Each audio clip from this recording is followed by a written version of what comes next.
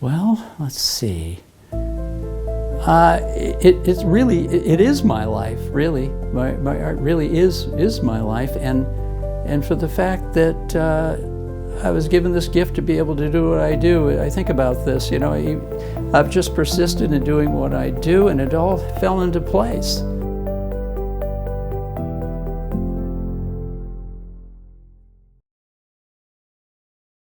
I've spent most of my life acting. I'm an East Coast guy. I came out for UCLA about 3 lifetimes ago. After my children were grown and stuff, I decided to go back to UCLA and get my degree in art, and I graduated in 2010. I've always been interested in art. I've always sort of painted on and off. I found out about Emeritus College. I saw a watercolor class, and it was Freddie. I like to concentrate on the foundation for the students, giving them the basics that they need in order to create their work. And then the intermediate classes that I teach, they're more challenging painting projects, but it always involves techniques that are very important for them to hone. Every week or every 2 weeks we get a new painting. He starts to explain and work on it, and we kind of follow his lead. It's pretty much up to us how we follow the reference. And, I never follow the reference, and this has been going on forever, and he's fine with that. He corrects and he gives suggestions, but he doesn't criticize. Yeah, just feather the edge a little bit, and that will extend the color, and it will give you an effect similar to this. You'll see the difference if you increase the value of the violet of one that's overlapping, and then another one that's coming out from it can be a lighter version of the same violet, just with a little more water. It's been, about 3 years, I guess, that I've been taking his classes. Every single thing that he's picked out, I've learned to be looser and freer with my painting. He picks very different things, so it's a big variety of work and really stretches us. And it's just, it's just a very, very positive experience. You haven't been painting too long, I don't think. So that's even more impressive, because to get a foreshortened subject like that dog with the nose coming out toward you, that's impressive. I know that in my classes, they're there to learn, but they're also there to interact with each other. The energy that happens in the class, in my class, is creative energy, a lot of creative energy, and just the getting together and socializing is really a huge part of it too. It's good for me, great for me too. I'm not a hermit, but I'm a fairly private person, but I do love it when I'm interacting with everyone in class and so on, and so it's good for me too. He's a real, local favorite. I never quite grew up, but Santa Monica is where I was born and always lived in Santa Monica. It's kind of a full circle situation. I was a student at SMC and graduated from SMC, and this would seem ancient to you, but it was 1975 when I graduated from SMC. Got all the prerequisites out of the way and then concentrated on just painting and drawing. I really have to give my mom the most credit, because what I remember when I first began to draw, I was drawing on the wall, I think in the kitchen as a little boy, and she brought me some paper and said, "Here, Freddie, here's some paper and pencils, and try that." But really, my parents always encouraged me, never tried to point me in a different direction. I feel that I'm in exactly the right spot that I should be in. There's no way you could describe him in 3 words. I mean, he is really a unique individual. You saw his house. I mean, it's like, there's no house like that. And, he just collects all kinds of stuff, and nobody has that kind of stuff. He has some really unique interests, and he really likes vintage anything. He just collects all these unique things. Hello, glad to meet you. It's a pleasure that you're doing this documentary, and Freddie is so honored, and so am I. Thank you. Thank you. I'm not a ventriloquist, but who's the dummy? And see, this is the way I can maneuver in the house. I know when to stop and when to go, and Well, I'm kind of into the jukebox myself. that's my Wurlitzer Model 1100 jukebox made in 1948, and it really works. You put the nickel in here, and then see, these are the selections. You can find various selections. I like pennies from heaven. Let's choose that.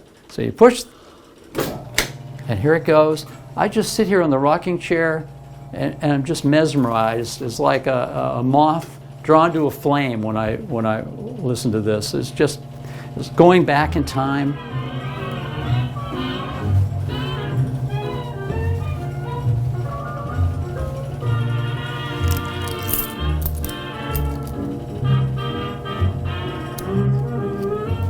Isn't that magical? That garage should be a museum in itself, or it should be an art gallery. I mean, I hope it's preserved like forever, but it's the best garage I've ever been in. This guy who collected cars just happened to have this guy in a junkyard cut off the front, put it against the wall, and that's how the mural started. I just started to paint it as if it's the windshield and the roof there. The diner. I decided, well, since I'm painting it, I might as well make it Freddie's Diner. There's the beach scene. I thought, well, since it's my beach scene, I can put whoever I want on the beach. But the thing that was most challenging are these light switches and this ugly outlet right here. So I thought, what in the world am I going to do? I did do this little one of a drive-in theater, and I couldn't think of which period movie to feature. So I thought, well, they always had intermissions. And you notice what they're doing in the car during intermission. I've never been in a drive-in theater, but it looks like they're taking advantage of the intermission in the car. Actually, the first things that I did in the way of painting in the garage are these garage doors over here. It's kind of dim light right there, but that's something I did there with the same make and color as my car. And here is the painting that I did on the wall of myself driving on PCH in the car that I didn't have yet. She's the subject of numerous paintings I've been doing. Well, Hazel is my 1957 Nash Metropolitan. And whenever we take a little spin in the neighborhood, people always wave and smile. It's the Goodwill Mobile. Yeah, we drive around, and there'll always be a look of some kind. Kids, older people will actually, stop us on the street and want to know about the car, and he always has a story for them. He tells them, every little thing about the car. In one way, I'm really special because he lets me see his paintings, like why he's working on them, and nobody gets to do that. Freddie did my portrait. This is more than a painting. It's the essence. What happened was we were going to meet. He was going to come over. I don't have a cordless phone, and I'm one of the few who doesn't have a smartphone. But I have this phone that I bought this long cord for, and I brought the phone up here. Well, I didn't know it, but the phone was off the hook. He called me, and so I'm still painting, and now it's nighttime. And suddenly I heard this huge vibration, rapping on the front door. And it's Marty with a big policeman. He called for a welfare check because he was so worried. He thought that something happened to me.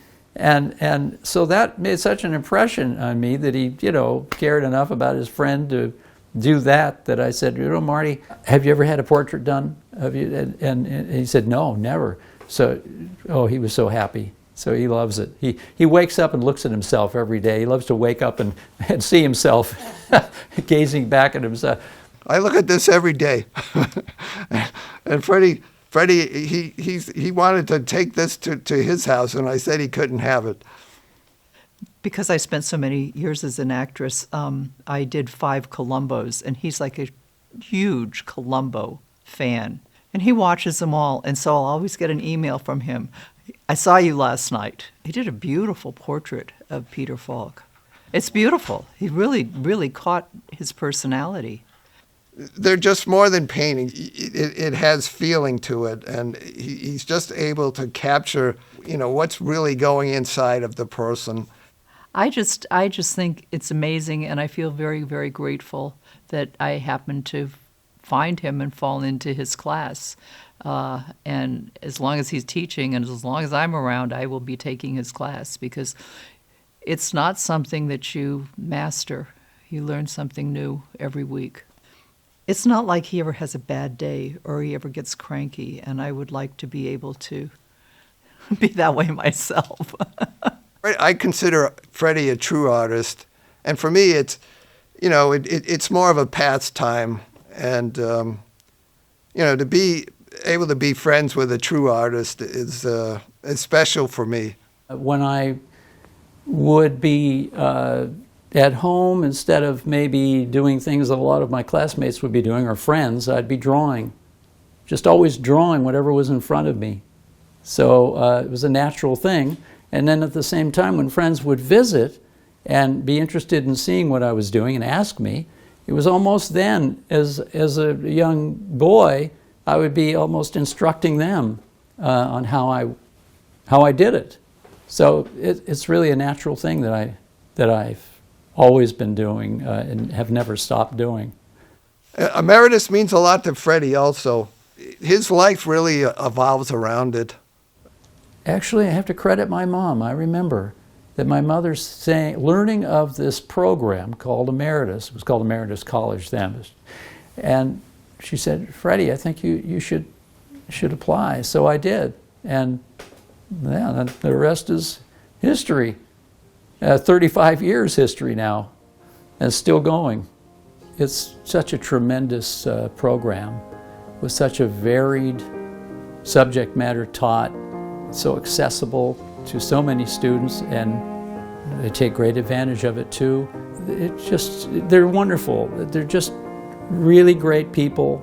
I'm so lucky to have been involved and am involved with this program, and it's just it means everything to me. And yeah, it was my lucky day when I was hired by Emeritus.